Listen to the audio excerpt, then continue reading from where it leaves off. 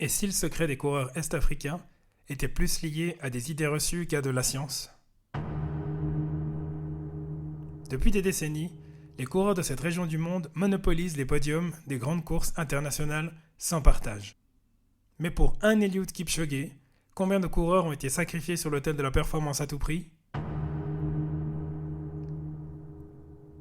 Il y a quelques mois, j'ai lu un article dans le magazine de running Zatopek intitulé Le secret des coureurs africains. Dans cet article, le journaliste fait l'interview de Benoît Gaudin, auteur du livre Coureurs de fond est-africains, comment expliquer leurs compétences sportives individuelles et collectives. Par la suite, j'ai eu la chance de discuter avec François Borel qui a écrit cet article.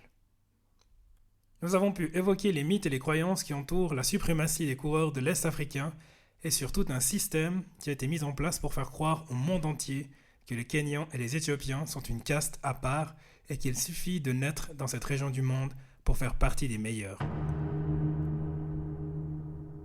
Dans cet épisode de podcast, nous revenons avec François sur les dessous de ce système et nous allons évoquer une logique inverse, celle de l'Estonie, pays dans lequel il habite depuis quelques années, où l'importance du mouvement sur la santé en général est compris depuis plusieurs décennies.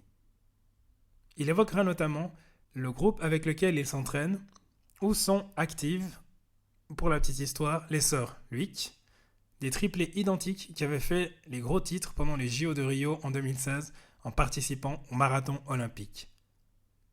François leur a d'ailleurs consacré un article dans le numéro 60 du magazine Zatopek en automne 2021. Je vous souhaite une très belle écoute.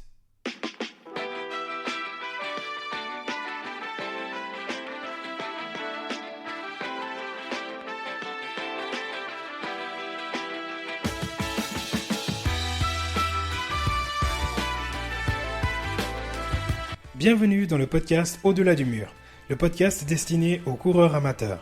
Je suis Hugo Cabral.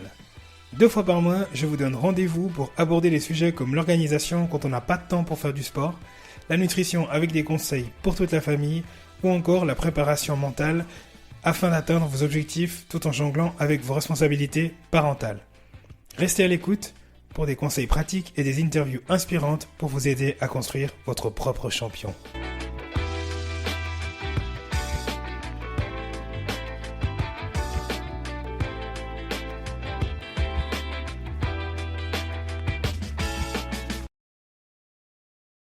François Borel, bonjour, comment vas-tu?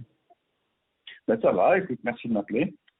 C'est vraiment génial de me consacrer du temps. C'est la première fois que j'interviewe un journaliste, donc j'espère que je ne vais pas me prendre les pieds dans le tapis et que je ne vais pas poser trop de questions débiles. T'en fais pas, il n'y a pas de risque. Il n'y a pas de question idiote. Ça va, tu sais comment mettre les gens à l'aise. Et dernièrement, j'ai pris contact donc avec le magazine Zatopek pour réaliser un épisode de podcast sur un sujet spécifique. Et puis, Gilles, le rédacteur en chef, a eu la fantastique idée de m'envoyer en primeur la ligne éditoriale du prochain numéro. Et c'est à ce moment-là que je suis tombé sur l'article que tu as écrit, Les secrets des coureurs africains. Dans cet article-là, Les secrets des coureurs africains, donc tu interviews Benoît Gaudin, c'est ça? Oui, qui est un chercheur à l'université de Saint-Quentin-en-Yvelines. Même si actuellement il a un détachement, il est diplomate au Portugal. Il représente la France auprès de l'ambassade de France au Portugal. Mais sinon, c'est un chercheur en sciences sociales de l'université de Saint-Quentin-en-Yvelines en France. Un grand écart, effectivement. Donc, c'est un chercheur sans vouloir se réapproprier, je dirais, de son travail. D'où est venue l'idée de l'interviewer et puis de faire un sujet pour Zatopek? Au départ, son livre, il m'a été conseillé par un autre chercheur qui est Christophe Brissonneau. Christophe Brissonneau, qui est un chercheur qui a énormément étudié le dopage en France. Lui aussi fait des sciences sociales. Il a beaucoup étudié l'histoire du dopage en France, notamment dans les années 80. Et ce sont des travaux qui rencontrent assez peu d'écho. D'ailleurs, il a dû partir aux États-Unis pour les publier. Sont des travaux qui rencontrent assez peu d'écho parce que ils vont un peu à l'encontre de l'image d'une image stéréotypée du sport. Bref, et Lui-même m'a conseillé le livre de Benoît Gaudin, que je connaissais pas du tout, qui porte sur les coureurs kenyans et éthiopiens, et justement, comme les chiens ne font pas des chats, le livre de Benoît Gaudin a aussi pour but de démonter une certaine image stéréotypée et idéale des coureurs est-africains. Et évidemment, ce propos m'a fortement intéressé parce que, étant moi-même issu des sciences sociales et ayant fait un doctorat en sciences du sport avec une valence sciences sociales il y a 10 ans maintenant, j'aime bien tout ce qui va à l'encontre des idées reçues et de ce qu'on considère comme la norme. Donc, quand j'ai lu le livre, j'ai interrogé son auteur.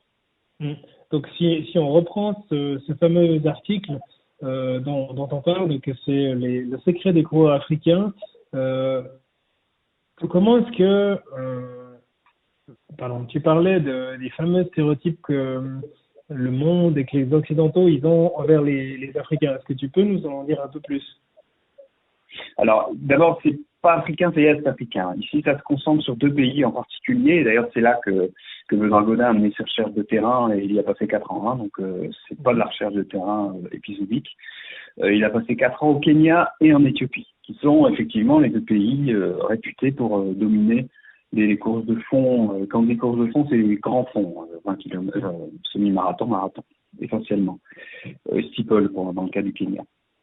Ce stéréotype-là, il l'explique d'ailleurs dans l'interview, en fait, il y a été confronté quand il présentait à ses étudiants le résultat de recherches antérieures qu'il avait menées auprès de Brésiliens, cette fois-ci, comme quoi il aime bien le pays lusophone.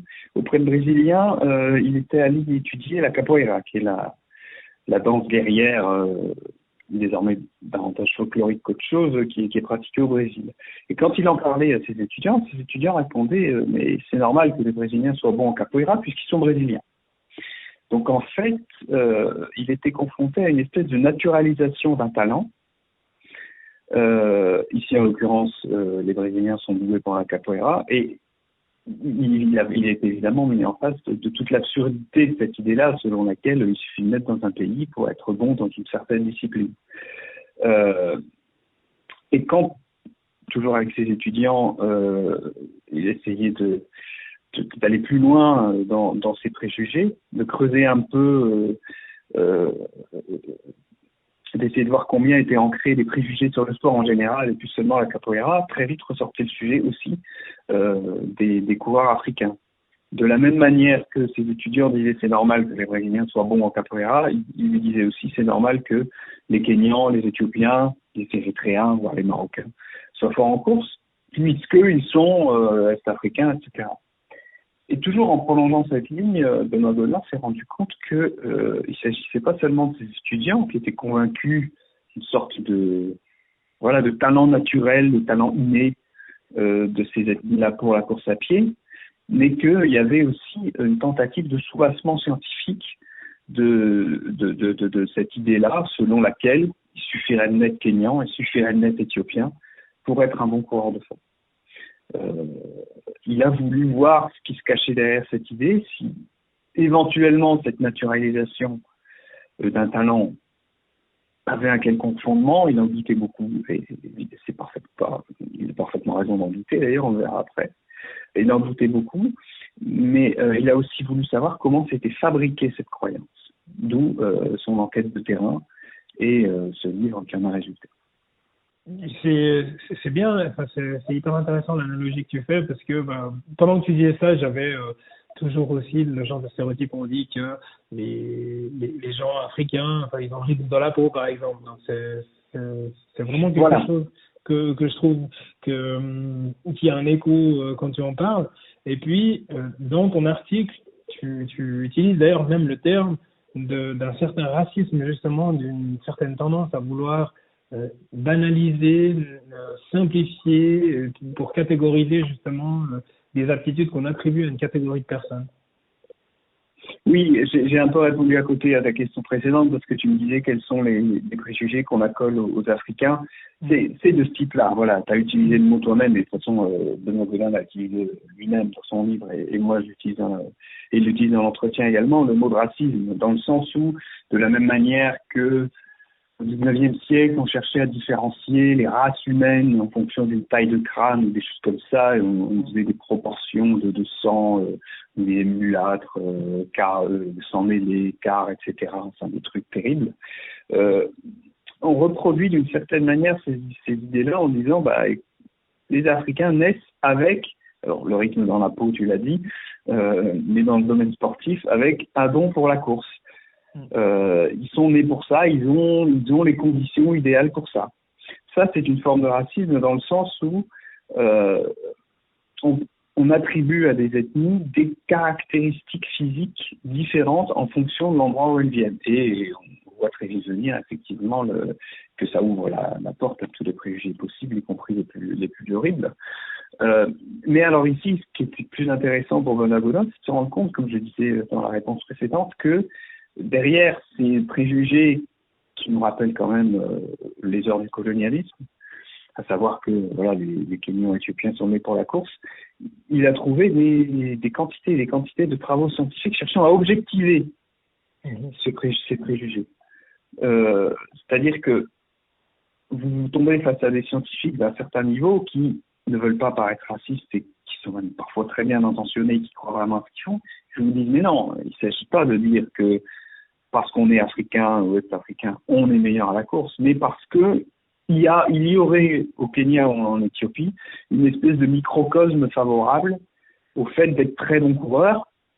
Et à la fin, on en revient exactement au même constat que celui que je viens de dire, c'est-à-dire que grâce à une conjonction de paramètres objectivés, il suffirait de naître au Kenya et en Éthiopie et pour devenir un bon coureur. Et alors, parmi ces paramètres, le fait de vivre en altitude, le problème c'est que si vous allez au Malawi ou au Cameroun, je ne sais quoi, vous avez exactement les mêmes altitudes.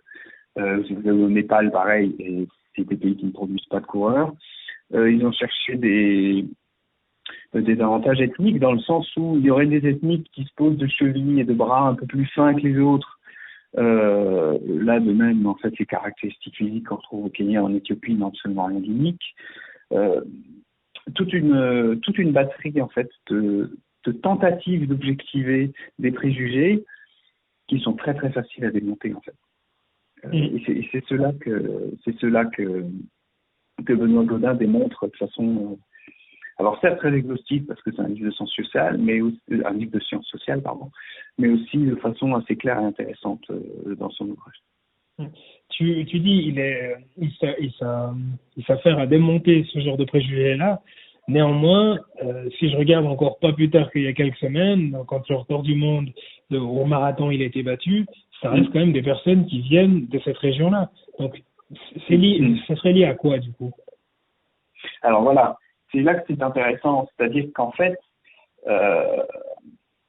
je crois que le sous-titre du livre, il faudrait vérifier, c'est la fabrique des coureurs est-africains. Tout simplement, il y a bien une dominance objective, claire et nette des coureurs kenyans et éthiopiens sur la course à pied, mais elle est bien davantage le résultat, voire uniquement le résultat, d'une politique volontariste de ces pays en faveur de ce sport, dans le sens où, de la même manière que par exemple aux Pays-Bas, il y a une attirance vers le football, mais on n'a absolument pas le gène du football aux Pays-Bas, et pourtant ce petit pays de 10-12 millions d'habitants a toujours frappé bien plus haut que sa catégorie en football. Les Kenyans et les Éthiopiens, dans ces pays-là, la course à pied fait figure, depuis plusieurs années, alors depuis 20-30 ans, de carrière professionnelle valorisée et valorisante.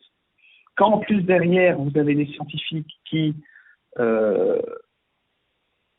arrivent et viennent vous donner des arguments objectifs pour que vous croyiez que les résultats que vous obtenez, parce que tout simplement vous entraînez davantage que les autres et vous y investissez toute votre énergie, qu'en réalité ces résultats que vous obtenez sont aussi dus à des facteurs objectifs qui vous avantagent naturellement, vous croyez encore plus à votre domination et d'un point de vue social, il y a une espèce d'engouement collectif, de construction collective qui contribue à faire tourner cette fabrique de coureurs à plein régime. dans le sens où c'est un mélange entre une contingence, c'est-à-dire que le fait que le Kenya et l'Éthiopie, les pays est-africains, se soient mis à la course à pied compétitive. Ça est bien expliqué, je ne vais pas refaire le livre. Il y a une contingence qui explique effectivement que ces pays-là se soient mis à la course à pied compétitive et aient commencé à gagner quelques succès. Et conjonction donc entre cette contingence et une politique volontariste au sein du pays, de la part des institutions, mais relayée également par des agents venus d'Europe qui ont amené des moyens et des techniques d'entraînement, etc., pour se baser sur cette domination et la perpétuer. Et autour de cette domination perpétuée vont s'agglomérer des mythes qui rentrent dans la tête de tout le monde. C'est-à-dire que les Kenyans se mettent à croire au mythe de leur domination naturelle, alors qu'il s'agit avant tout d'un mélange entre une contingence et une stratégie bien menée. Ils vont se mettre à croire à leur supériorité innée, leurs adversaires également, et va se mettre en place une dynamique qui, en fait, perpétue leur domination en mélangeant tous ces éléments-là. Je ne sais pas si je suis clair, mais ici, il s'agit vraiment d'un mélange entre une contingence, un hasard, mais également une politique, une contingence, un hasard, une stratégie gouvernementale et sportive, et ensuite, effectivement, tous ces mythes qui se greffent autour de ces coureurs, finissant par persuader absolument tout le monde que les Kenyans sont bel et bien meilleurs que les autres, et les Éthiopiens sont bel et bien meilleurs que les autres à la course parce qu'ils sont Kenyans et Éthiopiens. Et tout ça renforce les dynamiques précédentes que j'avais décrites, pour finir par entourer les coureurs kenyans d'une espèce de prestige inatteignable. Moi, j'étais encore à Tallinn, parce que je viens en Estonie, il y a 2 mois et demi, pour le marathon de Tallinn. Moi, je participe au semi-marathon, mais j'étais resté le lendemain pour encourager mes collègues qui faisaient le marathon. Il y avait là 7 ou 8 Kenyans qui étaient venus, en groupe, parce qu'ils sont toujours en groupe, avec leurs 2-3 agents qui leur tournent autour, et qui je ne vais pas dire les emprisonnent, mais les maintiennent à l'écart de la curiosité, on va dire. Et donc, ces gars-là courent en groupe, ils démarrent en groupe, ils courent tout le long en groupe, 7-8, pour s'assurer de finir dans les 5 premiers tous et de gagner les primes. Mais aussi, comme ils courent en groupe, ils empêchent évidemment toute concurrence de pointer. Parce que quand vous courez en groupe, vous êtes toujours plus fort. Et en admettant, il y avait un Japonais qui était très fort et qui a essayé de courir avec eux, mais il a été éjecté avant la fin. Voilà, donc je ne veux pas faire insulte au livre de Benoît Gaudin et de simplifier de trop, mais voilà sa thèse en général. On a essayé d'expliquer de façon soit rationnelle, soit mythique, on va dire, la domination des Kenyans et des Éthiopiens sur la course, alors qu'au départ, ce sont des choses parfaitement descriptibles et je vais presque dire hasardeuses qui ont mené ces populations-là sur vers le chemin de la domination en course à pied. Et le fait d'y greffer des mythes, d'y greffer des croyances, n'a fait que renforcer cette domination, cette conviction mondiale, on va dire aujourd'hui, que les Kenyans, les Éthiopiens sont meilleurs que les autres à la course. Mais en réalité, ils ne sont pas meilleurs que les autres à la course. Ils s'entraînent davantage, ils y misent beaucoup plus d'énergie, ils y mettent même des fois l'énergie de leur survie, parce que c'est la seule façon pour eux de sortir de la pauvreté, comme pour les Brésiliens de football.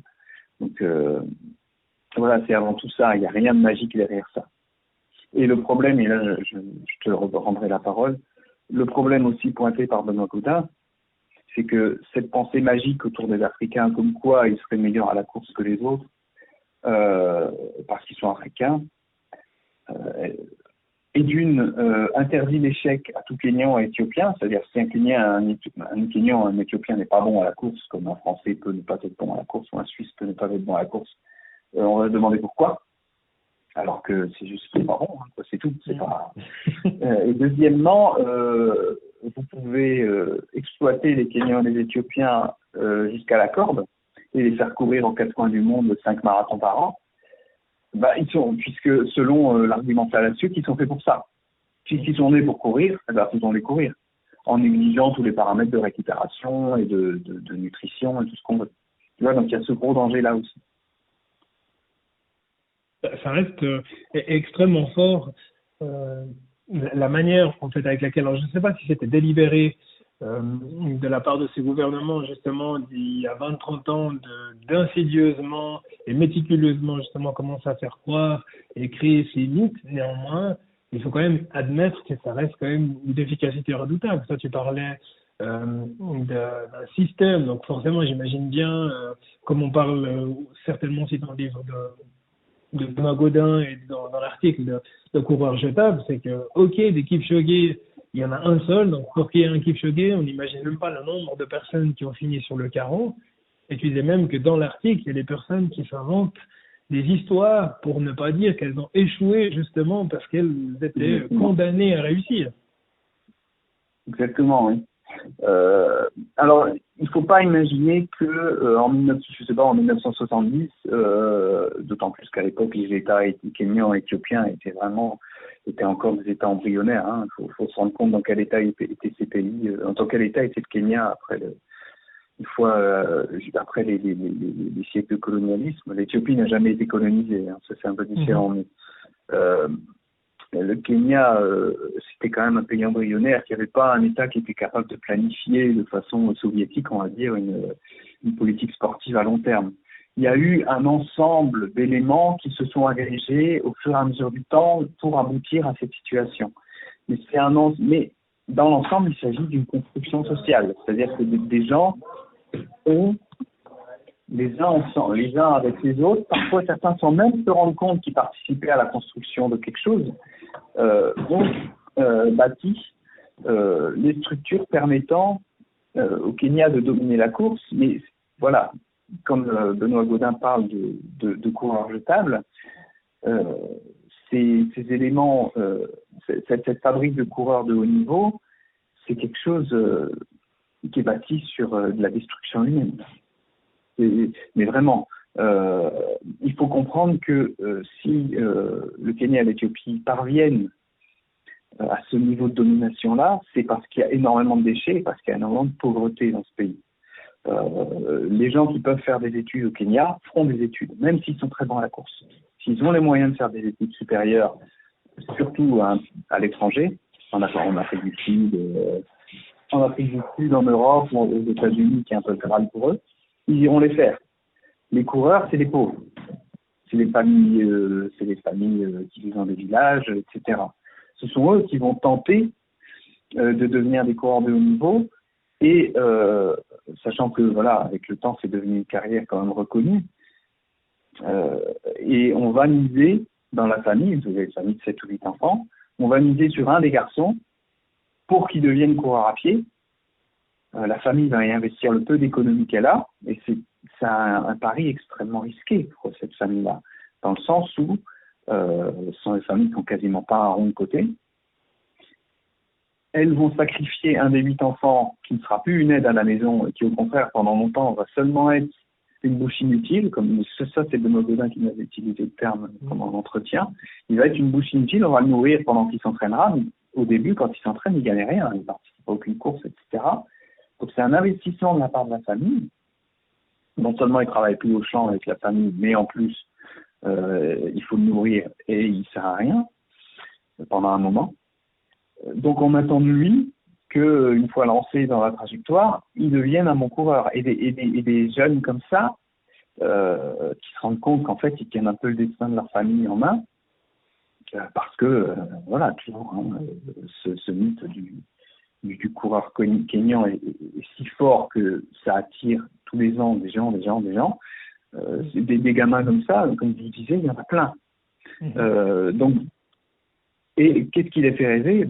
C'est Kipchoge, c'est Kelvin Kiptoum, c'est, j'ai oublié son nom, la coureuse kenyane qui a multiplié les records cet été là.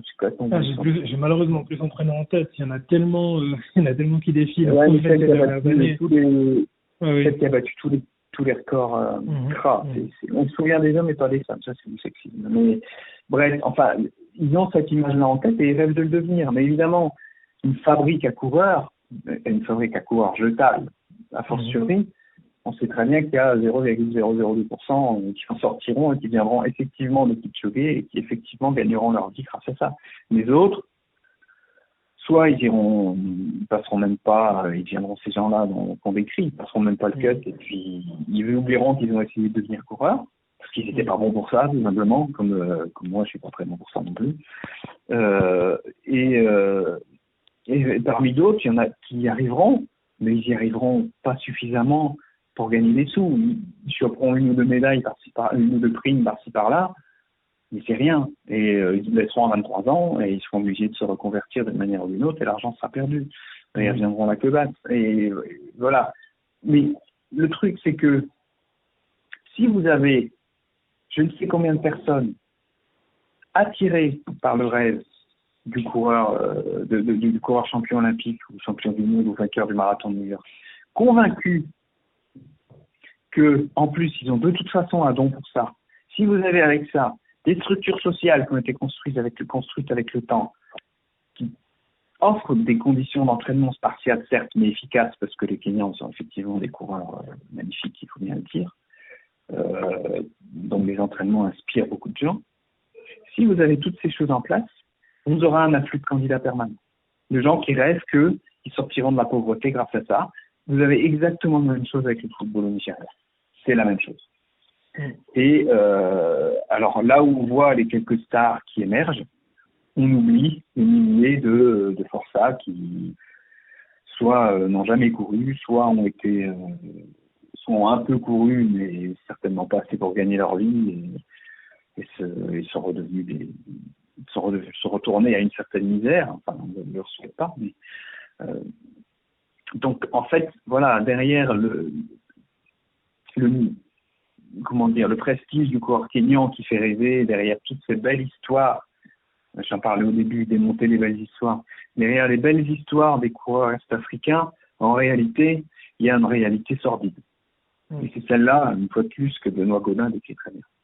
Quand tu parles de ce système-là, de cette mécanique qui est quand même extrêmement bien rodée avec les agents justement qui rôdent autour de leur proie, enfin on voit de plus en plus quand il y a des courses, on fait venir des coureurs étrangers, ils sont effectivement toujours entre eux.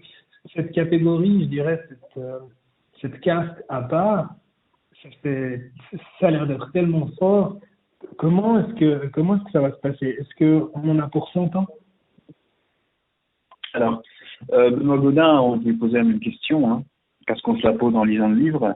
La première réponse, c'est d'abord, il suffirait de trouver des gens capables d'accepter des conditions encore pires que les Kenyans pour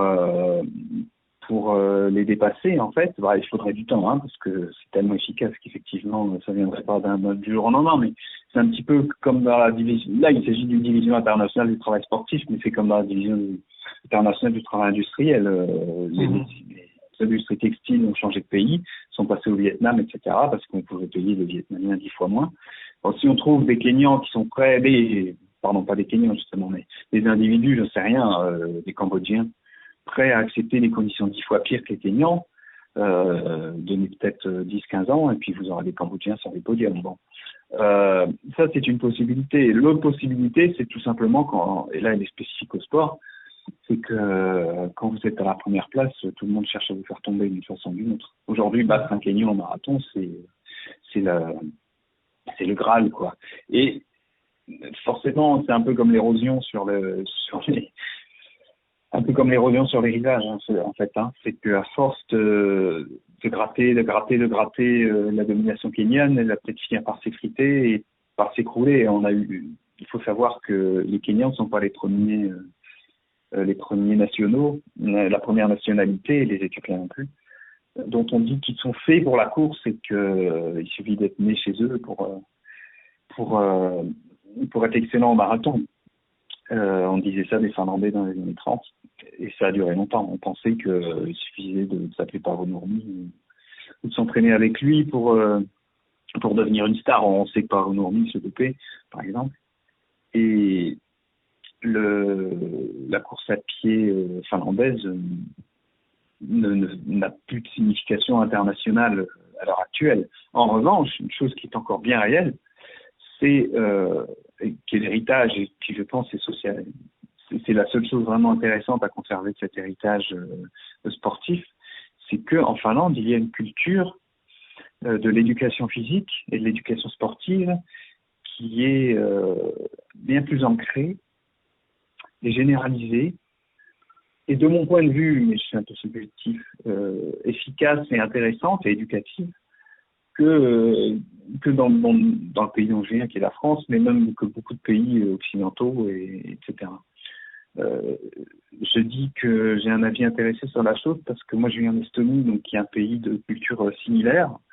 Il faut voir la Finlande, c'est une seule grande saucisse qui est frontalière de la Russie, au nord-est de l'Europe, et juste au sud, vous avez les 3 pays de la Baltique, et l'Estonie est le pays le plus septentrional, et les Estoniens ont de fait la même approche du sport, en fait, ils accordent la même place à l'éducation physique.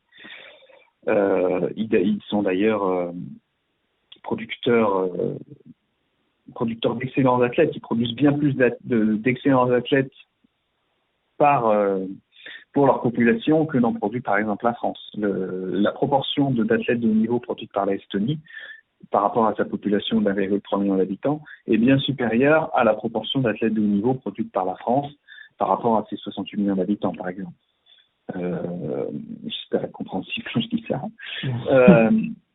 Et l'Estonie de fait a produit des excellents coureurs juste après son indépendance. Et elle produit aujourd'hui beaucoup de décathloniens. C'est leur spécialité. Au dernier championnat d'Europe d'athlétisme, il y avait 3 décathloniens estoniens en finale. Ce qui est quand même, pour un pays qui est un des plus petits d'Europe en termes de population, quand même une sacrée prouesse. Alors l'Estonie n'a jamais été entourée d'une espèce de mythe du type du Kenya ou de la Finlande, parce que d'abord c'est un pays récemment indépendant et qui est assez méconnu. Mais moi j'ai cette occasion-là de pouvoir voir comment on fabrique des bons athlètes à partir de structures d'État, à partir de catégories culturelles, puisque j'ai déménagé en Estonie pour diverses raisons, mais aussi pour pouvoir aller un petit peu plus loin dans ma propre pratique de la course à pied. Je pratiquais depuis que j'ai 16-17 ans. Bon, maintenant j'en ai 40. Mais je suis devenu ami avec des coureurs olympiques, des coureuses en l'occurrence, des jeunes femmes, des marathoniennes olympiques, avec elles et avec tous leurs amis qui sont aussi des coureurs de très haut niveau. Et n'ayant pas particulièrement envie de continuer à vivre en France après le Covid, sans que ça ait de rapport de cause à effet, je me suis dit, après tout, pourquoi pas, je suis libre, je suis allé m'installer en Estonie pour vivre avec mes amis et m'entraîner avec eux, sachant qu'on est devenus des amis, et pas seulement des partenaires d'entraînement, mais aussi des amis proches. Donc on va faire des excursions ensemble, on va participer à des compétitions au bout du pays ensemble, etc. Donc je peux partager le quotidien d'athlètes de haut niveau de là-bas, et étant partie prenante de la vie sportive estonienne, je peux voir de la même manière, on va dire, que Benoît Gaudin a fait de l'observation en Estonie. Moi, je fais de l'observation sociologique au Kenya, en Éthiopie. Moi, je fais de l'observation participante en Estonie, auprès d'un pays où, là aussi, il y a une fabrique d'athlètes, mais sans les à côté négatifs qu'on peut retrouver en Afrique.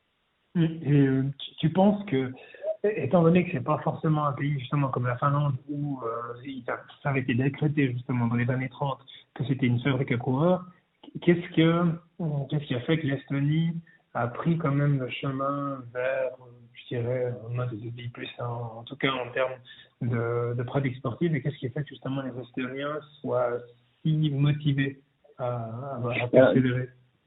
Très bonne question. Et alors, je ne vais surtout pas dire que j'ai une réponse définitive. Il faut faire très très attention. Tout ce que je dis depuis le début de l'entretien, c'est un mélange entre des savoirs que je suis allé glaner de première main, des savoirs surtout de seconde main, des observations faites par les autres, faites par moi, mais aussi beaucoup de ma part, de préjugés que je peux avoir sur le monde également. Hein. Donc moi, je présente une certaine vision des choses. Il faut surtout pas la prendre pour parole d'évangile. Si je peux intéresser tes auditeurs et toi, tant mieux. Hein. Mais et si je peux instruire aussi d'une certaine manière, heureusement. Mais je veux surtout amener à réfléchir et à faire exercer l'esprit critique. Donc, s'il y a des gens qui sont pas d'accord avec moi, eh ben heureusement. Voilà. Mais alors, j'en reviens à ta question. Ces précautions oratoires étant posées, j'en reviens à ta question. J'y ai beaucoup pensé, oui. Et en fait, je pense qu'il y a là aussi un mélange entre une contingence et une volonté, entre une contingence et une volonté politique, les deux choses se rejoignant et se complétant pour donner cette situation-là. Alors, je détaille de façon plus concrète. Il faut savoir qu'en Estonie, on a des saisons très marquées, mais encore plus qu'en Suisse. C'est un pays plat, hein, il n'y a pas de montagne. C'est un pays où il fait très froid l'hiver, un peu moins maintenant avec le réchauffement climatique, mais on descend facilement à moins 15, moins 20. C'est un pays qui est boisé, c'est-à-dire qu'il y a des forêts sur la moitié de sa superficie et des lacs. Enfin, moi, je trouve ça magnifique. Hein. C'est aussi une des raisons pour lesquelles j'ai déménagé ici et je vis dans la campagne, c'est que c'est vraiment magnifique. Moi qui adore la nature. Donc c'est un pays qui est très peu dense également. Il y a beaucoup de place et il y a peu de population. Donc, les saisons étant en plus très marquées, il faut se déplacer de tout temps en Estonie, il fallu se déplacer sur de longues distances, puisqu'il y a peu de monde. Donc, il fallait bien rejoindre les différents foyers de population. Il a fallu se déplacer sur de longues distances et dans des conditions changeantes, c'est pas toujours facile. Par conséquent, j'ai parlé de lacs, j'ai parlé de forêts, j'ai parlé de nature, j'ai parlé de saisons changeantes. Cela aboutit au fait que, au XIXe siècle, au début du XXe, pour se déplacer en Estonie, il fallait a priori savoir patiner, savoir skier, savoir marcher vite, savoir courir sur différentes surfaces. Il était aussi de bon ton d'avoir un cheval ou d'avoir une monture de temps en temps, surtout qu'il s'agissait d'un pays très pastoral. Il faut également savoir nager parce que c'est un pays qui a une surface littorale extrêmement importante et comme je l'ai dit, il y avait des lacs. Donc toutes les formes de motricité, sans que ce soit du tout l'objet d'un quelconque volontarisme, mais simplement par nécessité, toutes les formes de motricité ont dû être explorées sur ce territoire. Bien davantage que dans d'autres pays où les reliefs et les saisons, etc., sont moins contrastés. Ça, c'est un premier aspect des choses, et on le retrouve en Finlande. Hein. L'autre aspect des choses, parce que la première condition, elle est nécessaire, mais elle n'est pas suffisante. L'autre aspect des choses, c'est que l'Estonie, donc je l'ai dit, c'est un pays qui est indépendant. Il y a eu une première indépendance entre 1918 et 1940, mais il est formellement depuis 1991 et l'éclatement de l'URSS. C'est un pays qui a été dominé et redominé pendant quasiment toute son histoire. Je ne sais pas très bien ce qu'on lui a trouvé, mais les Danois, les Suédois, les Russes blancs, les communistes, les Allemands, etc., ont absolument voulu dominer ce territoire. Bon, à plusieurs reprises, pour l'anecdote, l'Estonie a vu un tiers de sa population native décimée par les massacres, la répétition. Ce qui explique peut-être aussi pourquoi ils sont si peu nombreux. Mais alors, les fondations de l'État estonien ont été posées par des Allemands. Et quand je parle des fondations de l'État estonien, c'est tout. C'est le système économique, la protection sociale, la langue, qui est de grammaire allemande, même si elle n'est pas d'expression allemande, elle est de grammaire allemande, le forme de gouvernement, et aussi le système d'éducation. Et on sait que dans le système d'éducation allemand, le sport prend énormément de place, l'éducation physique prend énormément de place, jusqu'à très tard. Également à l'armée. Hein. Il faut savoir que la gymnastique, parmi les premiers codificateurs de la gymnastique telle qu'on la connaît, il y avait des militaires allemands à la fin du 19e. Bon. Cette tendance à l'éducation, cette importance donnée à l'éducation physique a ensuite été relayée par l'Union soviétique, une fois que l'Estonie est rentrée dans le giron de l'Union soviétique, où là aussi on accordait beaucoup d'importance à l'éducation physique. Donc, il y a premièrement des contraintes naturelles auxquelles il faut s'adapter et qui a fait rentrer par nécessité dans la culture estonienne un besoin de bouger. Et de l'autre côté, cette nécessité de bouger s'est ensuite vu renforcée, de façon opportuniste peut-être, par les différents occupants du territoire. Et quand le pays est arrivé à son indépendance, en 91-92, évidemment, ça a été poursuivi. Ce qui était là a été poursuivi. Il s'était passé suffisamment d'années pour que une culture du mouvement en Estonie soit vraiment ancrée et fait qu'aujourd'hui, les Estoniens, dans leur ensemble, ont une motricité, selon moi, selon mes observations, supérieure à la moyenne des pays avoisinants ou du pays dont je viens, qui est la France. C'est-à-dire que les Estoniens savent faire plus de choses avec leur corps que les autres, et ils ont aussi, une passion pour l'athlétisme.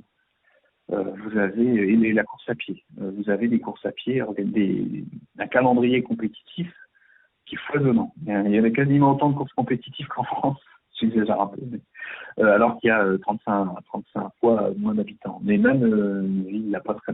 Là, dans la ville où j'habite, on est 6 000 habitants.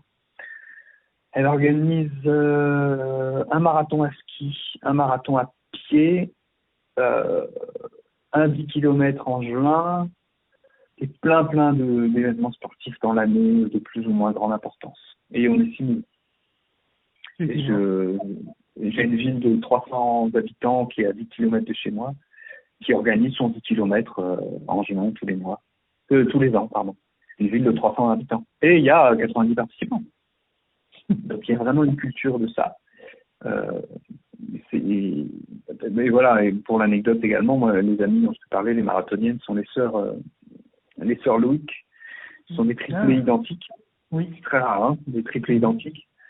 Et elles ont découvert la course à pied très tard, vers 20 ans. Elles sont nées en 85. Hein. Donc elles l'ont découverte vers 2005-2006. Mais elles avaient reçu une éducation physique d'une telle qualité que quand on les a mis à la course, un an après, elles étaient championnes d'Estonie de 10 km. Tu vois. Parce que la conversion vers le sport de haut niveau n'était pas difficile dans le sens où leur style de vie était déjà si sportif qu'elles avaient d'emblée les habitudes physiques, on va dire, adaptées à la performance sportive. Et elles sont devenues toutes les trois ensemble, c'est quand même une prouesse. Elles se sont qualifiées toutes les trois ensemble en 2016 au marathon des Jeux de Rio. Ce sont des gens assez connus dans leur pays.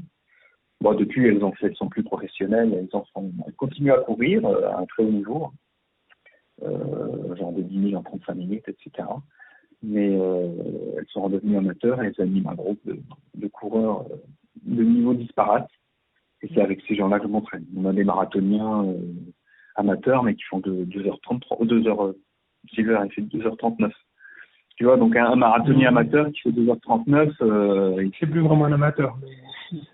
Ben si, parce qu'il est garagiste, il touche pas un rond. Hein. Oui, bien sûr. Oui. Quand il a fait son record personnel de 2h39, c'était au marathon de Tartu, donc qui est la grande ville à côté de laquelle je vis. Et il a fini dans les 30 premiers, mais je sais plus, 28-29. En 2h39. Et le vainqueur était en 2h25. Et le vainqueur était estonien. Donc tu vois la qualité quand même, hein, intrinsèque Et les Estoniens n'ont pas de gêne pour la course, hein. Pas plus que les Kenyans. Mais voilà.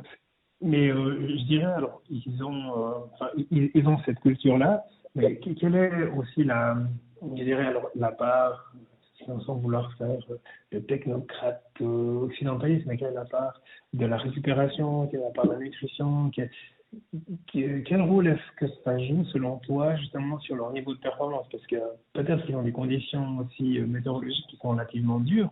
Donc, c'est quoi le style de vie estonien qui fait que, justement, on peut performer à ce niveau-là? Bah, écoute,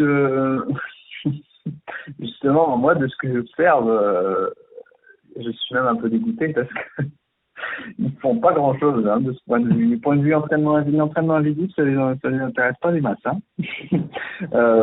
Donc, non, là, moi, j'ai été bluffé, hein, et je peux vraiment dire, puisque je vais rentrer dans le détail, mais il y a 2 semaines aujourd'hui, 2 semaines et demie, On est parti 3 jours au nord-ouest du pays, donc à l'extrême opposé, parce que moi je viens du sud-est, participer à une compétition, c'est pour te dire l'ancrage de la course dans ce pays, c'est un comté, un des comtés du pays qui est situé sur une île, donc c'est un peu l'équivalent de la Corse pour l'Estonie, qui compte à peu près 50-60 000 habitants. C'est très vaste, il y a assez peu d'habitants, et depuis 50 ans, chaque année, ils organisent une course par étapes qui couvre la distance du marathon. En fait, le premier jour, on court 10 km, le deuxième 16, le troisième 16. Bon. C'est une compétition très chouette qui est toute une tradition aujourd'hui. J'y avais participé l'an dernier et cette année. Et donc là, on est parti à une quinzaine avec tous mes copains du groupe d'entraînement, ceux qui étaient volontaires. On a loué une grande maison. Et donc, j'ai pu voir, mais je le savais déjà, hein, mais j'ai pu vivre avec eux, manger avec eux, dormir avec eux, etc. et courir avec eux. Et moi qui suis carré sur la diététique et la préparation, la récupération, etc., j'ai vu des gens qui boivent quand même beaucoup d'alcool. L'alcoolisme est un vrai fléau dans ce pays. Hein. Alors moi, aucun de mes copains n'est alcoolique, mais ils descendent. Hein. Ils descendent beaucoup. On voit qu'ils ont l'habitude. Je les ai vus manger un peu n'importe comment aussi. Et pas trop se faire chier à essayer d'aller dormir. D'ailleurs, même le gars qui était leader après deux étapes, qui n'est pas quelqu'un que je connais, hein, c'est pas le problème, mais qui est un coureur professionnel, il a fait la fête le samedi soir, donc le deuxième jour sur les 3, il a fini complètement bourré, il a fallu le ramener chez lui. Et le lendemain, à 10h, il était au départ. Et il a couru son dernier 16 km en 58 minutes, je crois. Donc voilà, ça c'est pour l'anecdote. Roman Fosti, il s'appelle. Un petit monsieur rigolo de 40 ans. Mais bref, moi j'ai vu mes collègues voilà, rien faire de particulier pour préparer une course ou quoi que ce soit, y compris ceux qui performent énormément. Peut-être que ceux qui performent énormément boivent un peu moins, ça c'est un fait, mais en tout cas rien à voir avec le niveau de détail que moi j'apporte à ma préparation. Et leur 42 km 195 au total, ils les ont courus en 2h40, 2h45, etc. Moi j'ai même un collègue qui s'entraîne 3 fois par semaine, pas plus, qui fait absolument pas attention à ce qu'il mange et compagnie, qui l'a fini en 3h08, moi je l'ai fini en 3h15. Alors j'ai été blessé, hein. L'an dernier j'avais fait bien mieux. Mais pour te dire, enfin tu vois, je pense que là en l'occurrence, la qualité motrice et la qualité de l'éducation physique reçue, l'éducation corporelle, l'éducation somatique est telle qu'on peut même plus ou moins envoyer valser envoyer valser les règles de la diététique, etc. Non, mais franchement, de l'entraînement invisible. Je dis, il s'agit absolument pas de dire hein, que à partir du moment où on a un don, enfin d'ailleurs les dons n'existent pas, mais où on est doué, où on a une bonne motricité, on peut bouffer n'importe quoi et ne jamais dormir, etc. et ça va tout seul, ça c'est pas vrai. Vous pourrez performer un peu, mais vous finirez par vous blesser, vous serez bien emmerdé et vous ne durerez pas. Mais ce que je veux dire par là, c'est que d'ailleurs la plupart de mes collègues se blessent souvent, hein, parce que forcément comme ils font pas attention, bien sûr. Souvent, alors que moi je ne le suis jamais, donc il y a quand même une petite revanche, hein. Il y a une forme de justice immanente. Mais ce que je veux dire par là, c'est que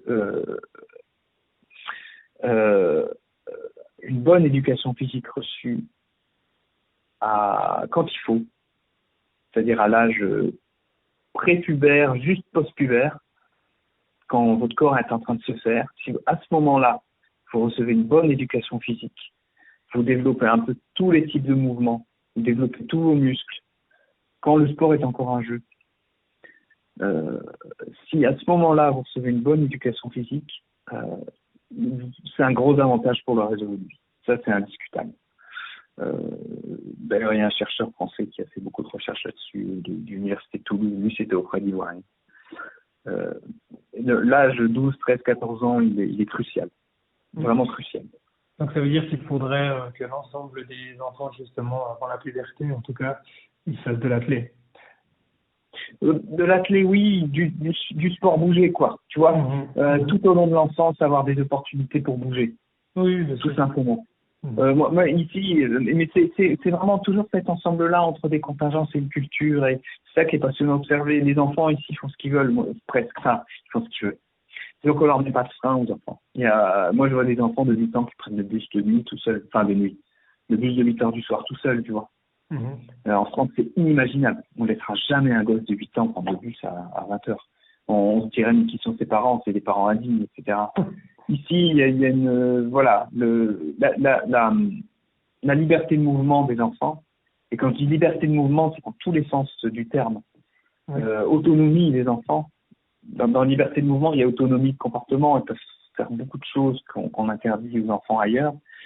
Mais aussi liberté de mouvement au sens où ils peuvent grimper aux arbres, plonger dans la flotte, etc.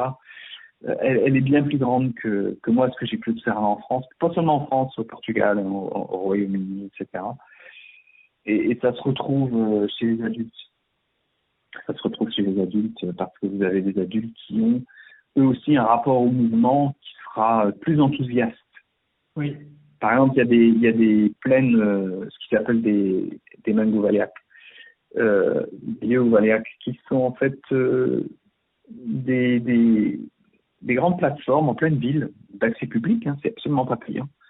Vous avez des agrès de musculation, des agrès de tout ce que tu veux, des ziplines, des trucs pour travailler les pectoraux, des cages à poules, des balançoires, des murs d'escalade, tout ça en accès public, et vous en avez absolument partout, dans toutes les villes. À Tartu, il y en a 6 ou 7. Dans ma ville d'Elva, il y en a plusieurs. On a aussi un gigantesque centre sportif en lisière de forêt qui doit en permanence occupé, où l'hiver, les gens viennent faire du ski, on peut faire du vélo l'été, et évidemment, moi je vais courir tout le temps. Il y a un ancrage de l'activité physique qui est passionnant à regarder, qui est passionnant à vivre et qui, moi, m'a permis de devenir un meilleur athlète. Pour en revenir à mes expériences vécues, je retourne souvent en France, évidemment, pour revoir ma famille, à Lille. Et à Lille, j'ai beaucoup moins envie de courir. Tout simplement parce que pour arriver jusqu'à des endroits un peu agréables, où on voit plus l'horizon et on compte plus les kilomètres, etc., en fait, il faut que je sorte de la ville, etc. Tu vois, c'est pas possible. Partout où je cours, j'ai de la ville, j'ai du bruit, j'ai de la pollution, etc. Et 12 kilomètres en ville de Lille me semble beaucoup plus long et pénible à faire que, alors qu'ici, je peux enquiller les kilomètres sans m'en rendre compte. Pour le temps d'atteindre la forêt, j'ai fait 4 kilomètres. Dans la forêt, je peux faire 10-15 kilomètres, puis revenir encore, et je regarde ma montre et je vois que j'ai fait 22 ou 23. Je m'en suis même pas rendu compte, tu vois.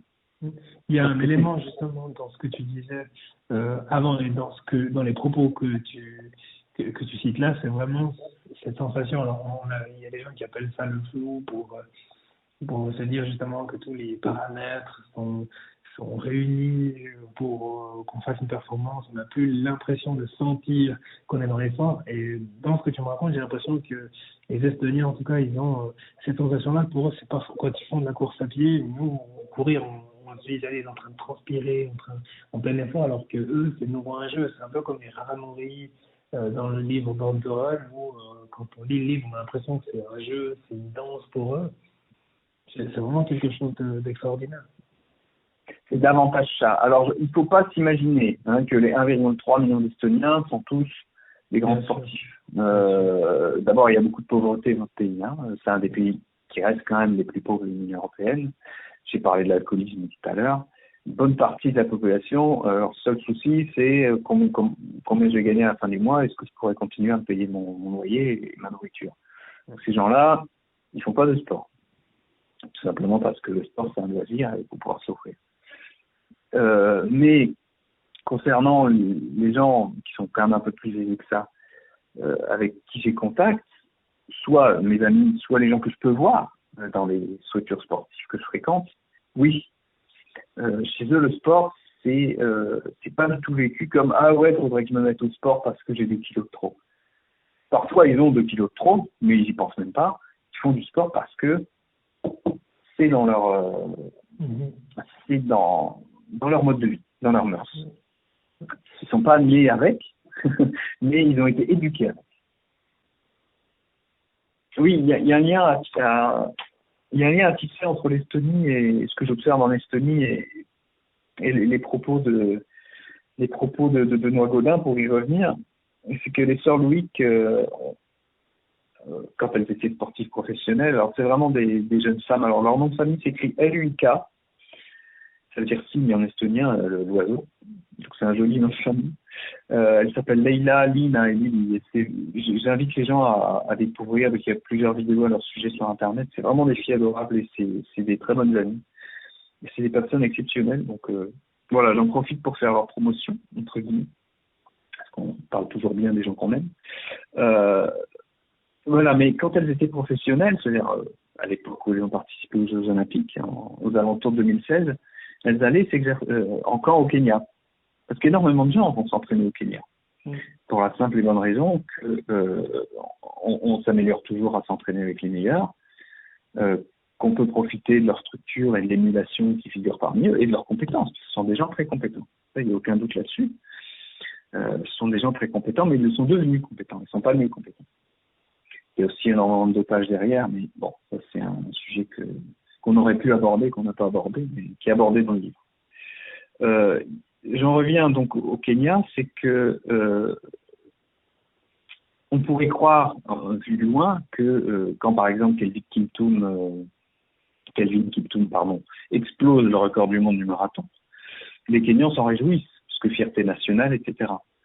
Peut-être que le Kenyan de la rue qui ne court pas s'en réjouit, parce que ça permet de hisser le drapeau, mais les coureurs jetables kenyans, pas du tout, parce que ça va encore renforcer le mythe du coureur kenyan imbattable et qui court comme nous on marche. Ça va encore renforcer les exigences à leur sujet. Dans le sens où un Kenyan qu'on aligne sur un marathon, même le marathon de la choucroute, s'il ne le fait pas en 2h10, on va dire mais qu'est-ce qu'il a foutu? Or, toi comme moi, surtout toi, tu dois être un meilleur coureur que moi, mais un marathon en 2h10, c'est inimaginable. Moi, j'ai fait un marathon dans ma vie, c'était un marathon cross-country, j'ai fait en 4 heures. Bon. Alors, c'était dans la forêt. J'ai essayé un marathon sur route il y a 2 mois, j'ai tenu le rythme 4,50 pendant un moment, et puis j'ai dû abandonner au bout de 20 km parce que j'avais la pubalgie qui me refaisait mal. Alors moi, un marathon en 2h10, je sais bien ce que ça coûte. Voilà. Et quand on présente, parce que ça arrange absolument tout le monde, du point de vue promotionnel, etc., compétitif, le marathon sous 2 heures ou presque 2 heures ou en 2h05 comme une banalité pour les Kenyans, pour les Éthiopiens, pour les Érythréens bientôt, peut-être pour les Ougandais, parce qu'ils sont nés comme ça et qu'ils sont faits pour ça, vous mettez une pression terrible sur ces populations-là parce que vous les obligez à être ultra performants et à se casser physiquement pour répondre aux attentes qui sont projetées sur eux. Voilà. C'est avant tout pour ça que, et moi, d'abord, dans mon nom personnel, et je crois aussi, Benoît Gaudin ont voulu démonter ce mythe du coureur kenyan naturellement, du coureur kenyan éthiopien naturellement doué, parce que c'est, en plus d'être un racisme, c'est aussi un blanc-seing pour l'exploitation de ces gens-là, l'exploitation sportive de ces gens-là, et ça cause une souffrance invisible, mais bien réelle, quoi, et à grande échelle surtout.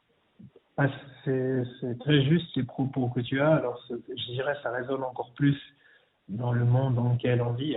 J'en fais partie, mais de croissance, de toujours faire plus. Donc, on va de toute manière, je ne sais pas jusqu'à quel stade, mais on va de toute façon rechercher à faire mieux. Et puis, 2.0035, ça appelle 1.59.59 qui arrivera tôt ou tard. Et je dirais... Et quoi après?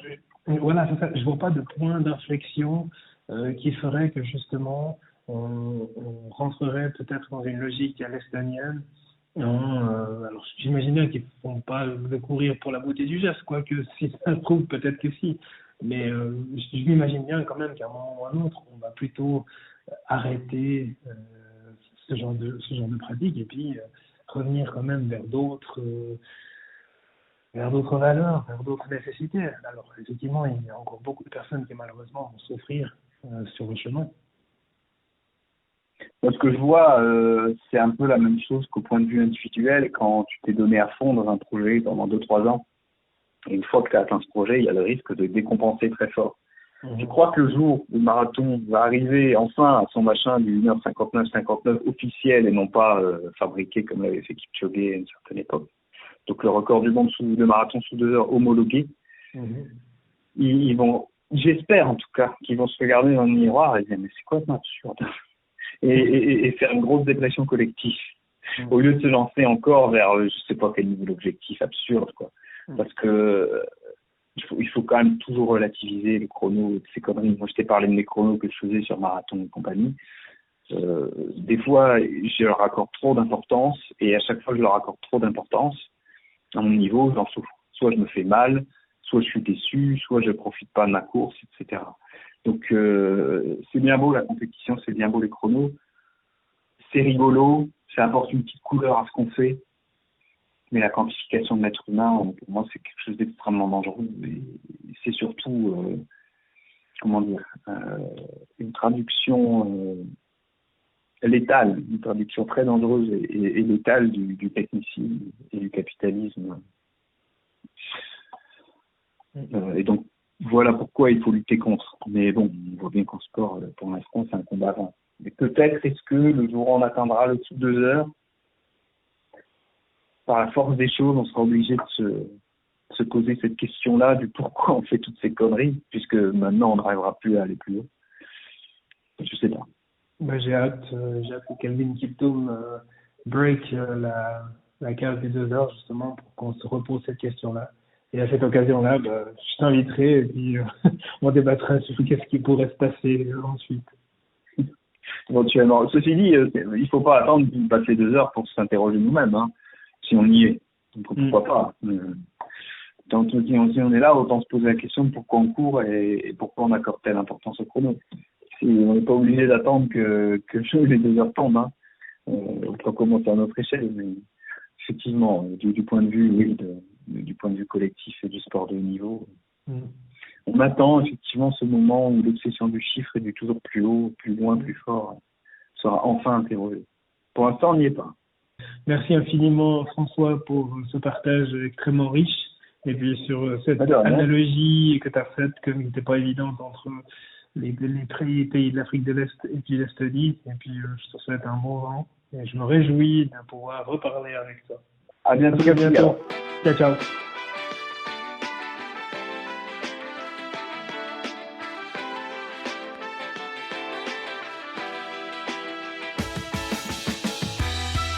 Si cet épisode vous a plu, merci de lui laisser un avis 5 étoiles et partagez-le avec vos amis et votre famille. Me laisser un commentaire, c'est m'offrir l'occasion de m'améliorer pour continuer à être écouté par vous. D'ici la publication du prochain épisode, vous pouvez retrouver mes aventures sur le compte Instagram podcast Au-delà du mur. Portez-vous bien, allez à très vite, ciao.